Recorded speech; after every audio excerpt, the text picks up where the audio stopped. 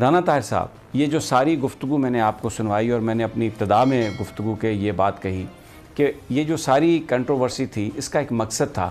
نواز شریف صاحب نے یہ بات اس لیے کہی تھی کہ وہ چاہتے تھے کہ یہ جو اکتوبر کا جلسہ ہو رہا ہے، جو کیمپین ہو رہی ہے، اس میں ISI کے کردار پر ذکر ہو، اور بھلے وہ ماضی کے تناظر میں ہو کہ جناب یہ حکومتوں کو الٹنے پلٹنے میں پاکستان کی فوج مینیپولیشن میں بہت زیادہ انوالو رہی ہے، اور اس میں ISI جو ہے وہ بڑی پاورفل ہے. ایسا لگتا ہے کہ جو نشانہ ہے اپوزیشن کا بھی، یہ جو ساری جو تحریک ہے، یہ جو سارے جلسے ہو رہے ہیں، اس کا نشانہ جو ہے بنیادی طور پر پاکستان کی انٹیلیجنس ایجنسی ISI ہے. کیونکہ ہم سب کو پتہ ہے کہ پوری دنیا کو اس سے تکلیف ہے، بھارت کو تکلیف ہے، امریکہ کو تکلیف ہے. آپ یہ دیکھیں، آپ نے بالکل صحیح کہا کہ ISI جو ہے وہ دشمنوں کو کھٹکتی ہے.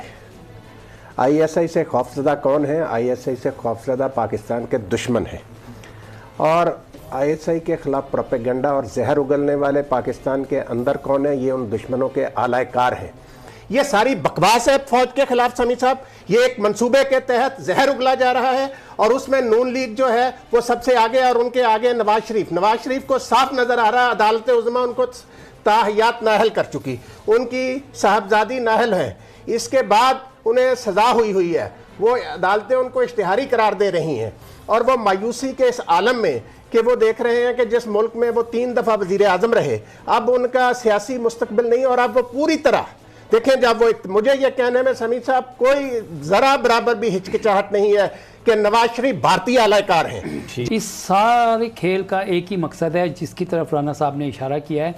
دیکھیں، اس وقت پاکستان کے اندر جو گزشتہ 20 سال سے دہشت گردی کی جو کارروائیاں چل رہی تھیں، پاکستان کی جو افواج اور پاکستان کی انٹیلیجنس ایجنسیز، جس میں ISI اور دیگر ادارے جو ہیں وہ شامل ہیں، جنہوں نے دشمن کے تمام تر جو عزائم تھے ان کو ناکام، ایک سے بڑھ کر ایک ناکام کیا ہے. ٹھیک ہو گیا. اب ہو کیا رہا ہے؟ ہو یہ رہا ہے کہ ایک طرف سے سیکیورٹی فورسز پہ حملے کے ذریعے سے کوشش یہ ہو رہی ہے کہ ان کو ڈیمورلائز کیا جائے. دوسری طرف جو اس وقت حکومت ہے اس کے خلاف ایک مہنگائی کا اور دوسرے طریقے سے ایک راگ لاپا جائے، اور جو کرپشن کیسز ہیں اس سے توجہ ہٹائی جائے تاکہ، اور یہ نیریٹو کس کا ہے؟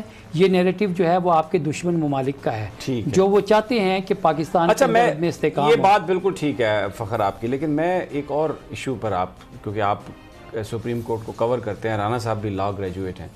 پاکستان کا آئین یہ کہتا ہے کہ اگر کسی سوچی سمجھی سازش اور منصوبے کے تحت آپ اگر پاکستان کے اداروں کو بے توقیر کریں گے، اگر آپ ان کو بدنام کرنے کی کوشش کریں گے، تو بڑی کلیئرلی اس میں ایک سزا تجویز ہے.